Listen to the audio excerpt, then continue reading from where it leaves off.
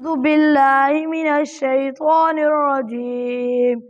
بسم الله الرحمن الرحيم. إن الذين يكفرون بآيات الله ويقتلون النبيين بغير حق ويقتلون الذين يأمرون بالقسط من الناس فبشرهم بعذاب أليم.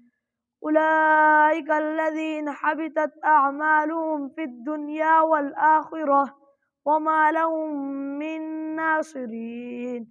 ألم تر إلى الذين أوتوا نصيبا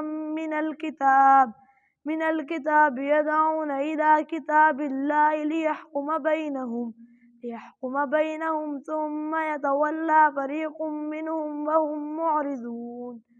ذلك بأنهم قالوا لن تمسنا النار إلا أياما معدودات وغرهم في دينهم ما كانوا يفترون.